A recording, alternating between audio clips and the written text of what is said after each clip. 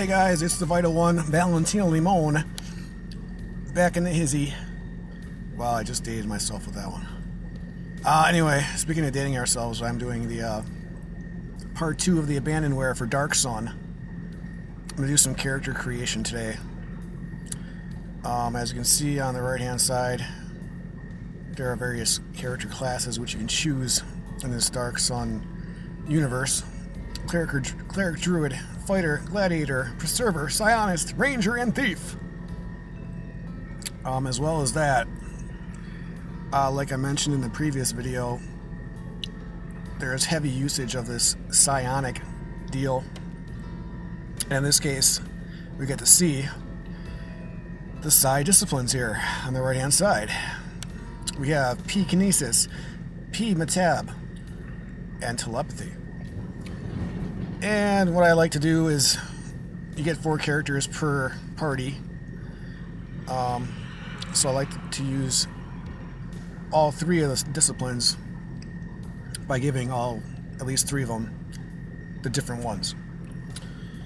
Also during character creation, I like to build a tank type character, a very, very strong one. You can do multi-class, meaning you can pick more than one class per character, but then when you do that, it kind of takes away from your overall class advancement. So if you're going to do that, you need a lot more experience points to build up each class. So I only do that usually with one character. And usually like with maybe a Thief, Ranger, or something like that. Something that is good, but you know, a secondary thing isn't bad here, like maybe a Cleric or a Druid Thief or something like that. So here we go with some character creation, and you can hear the music. It's just great. God, I love this music. SSI, whoever was the composer for them, oh my god, he was just phenomenal, especially during this time. This is the IBM version, and I just love the graphic designs of this. It was just so, I don't know, immersive.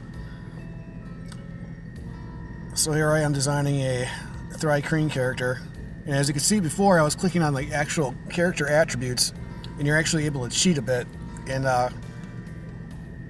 bump up your stats, which is always good, but I guess it's kind of cheating as well. But see that there's a die in the middle there, and you can roll that too, but you can just skip the BS and click on the actual attribute and it'll bump up for you.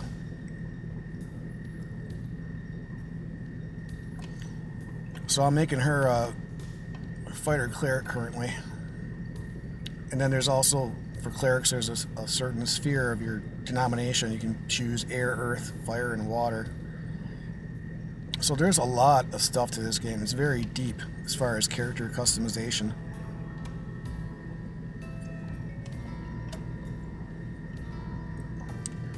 Changing your alignment. And now I'm gonna name her. What should we name her? She's a bug. She's powerful. She's a cleric fighter. What is the name gonna be? This was always my fun part, and it still is actually to this day, is like coming up with names. I always have a fixation with Ismas or Lins or stuff that ends with like generalist isms like that. So when I come up with character names, I always try and be very original. And here, that's really original, right? TRI, she's a Thri-Kreen. Try harder, Valentino.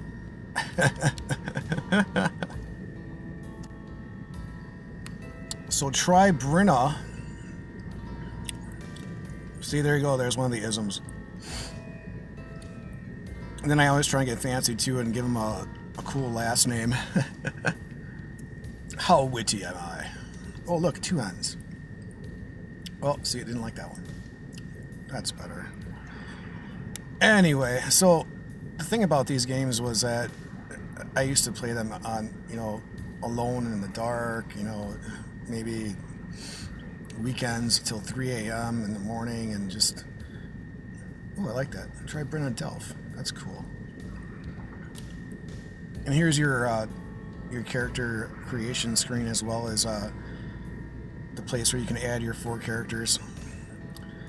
So now, yeah, fond memories of this, just till 3 and 4 in the morning, just creating a character, actually, or creating a party, and having them go out and see how they do, and maybe even not even playing like a couple hours into it, trying them again, or even swapping out characters and stuff like that. So I have a fixation, again, I like to use that word, for female characters. So I'm going to choose a female half giant, and she's like pretty big chick. I like the graphics for the actual characters in the game. It's the one that's under the dice. That's how they actually look in the game. So she kind of looks like almost like a China type character. Those of you who do like WWE or WWF or grew up on WWF, you obviously know who China is.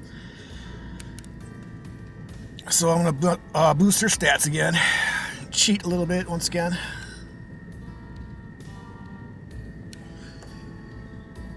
Kicking up her hit points.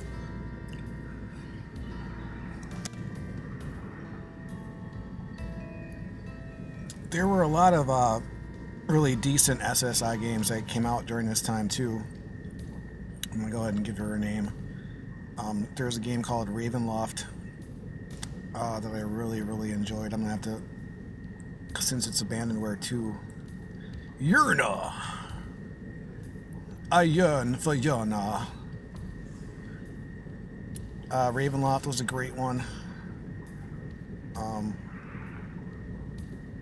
Just like when they did the jump from like Commodore 64 and Amiga to IBM, the graphical essence of the game is just like totally became like a, I don't know, a really cool thing. I mean, I guess there's a different way to explain it, but it's like every game had a really unique look to it, and they use like these really super pixelated images in the games to make them look almost like paintishy or like more cartoony, or there was something about them that were just great.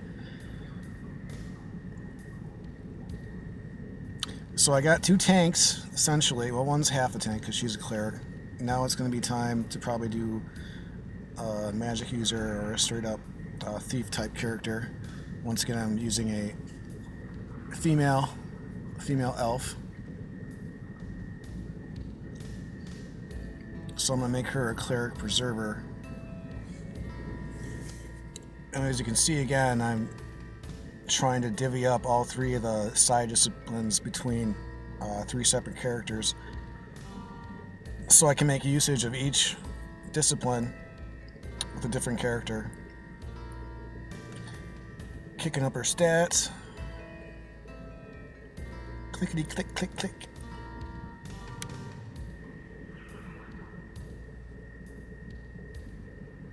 Man, that music's great.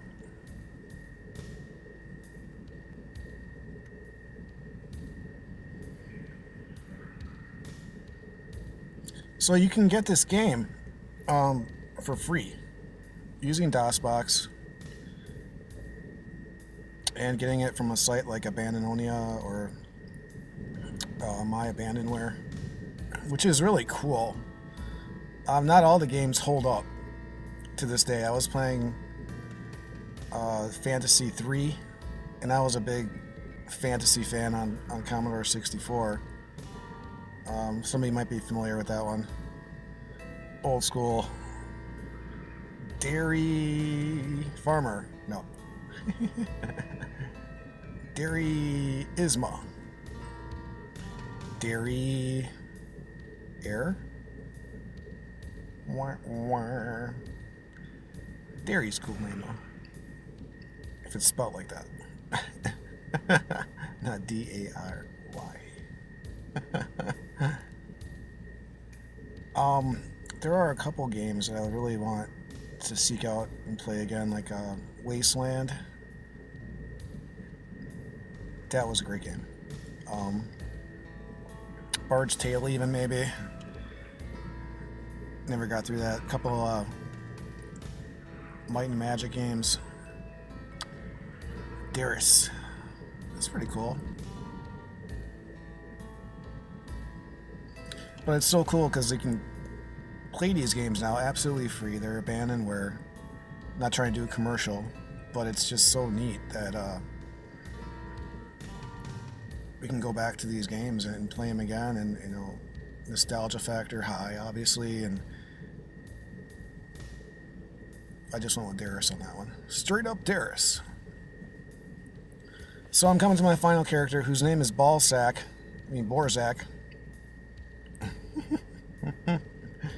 We don't like that. I like how they give you these generic sci-fi / fantasy names. You can use SWAT, Roxpar, L-Star, Barry. That's funny.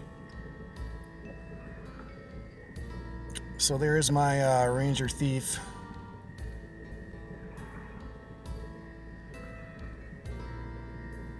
See now on this gal, the photo painting version of her versus the way she's going to look in the actual game is a little bit skewed. She's got some kind of cape there above the dice, and here she's capeless.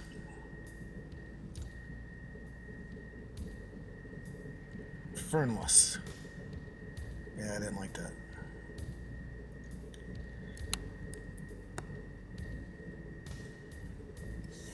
But I always felt like during this time, it was always so much fun to do the character creation of a party in the games like this, because you kind of put your own spin on it.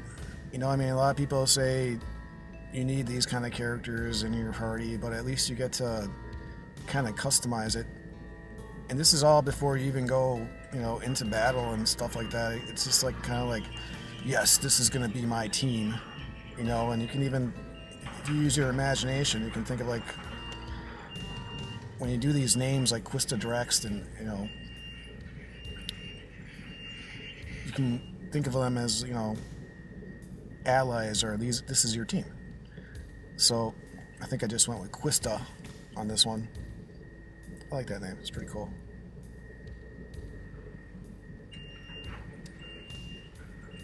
But this was always fun for me.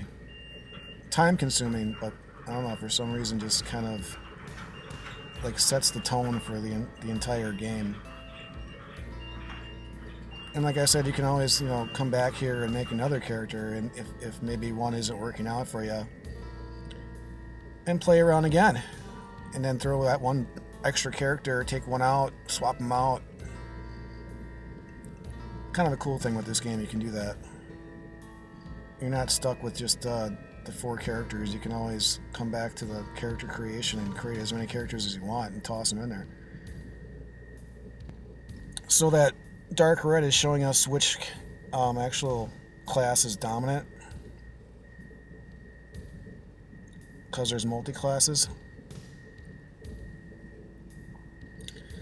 So this is the screen where you can actually check out the items and such that a character is holding. And it's point and click from the boxes on the right. It's pretty neat. You drag the items to the character's hands, to the character's knees even. You get like all kinds of cool armor and stuff like that for almost every body part. It's pretty amazing. It's a very in-depth game. Alright guys, well thanks so much. We'll see you next time. Hi!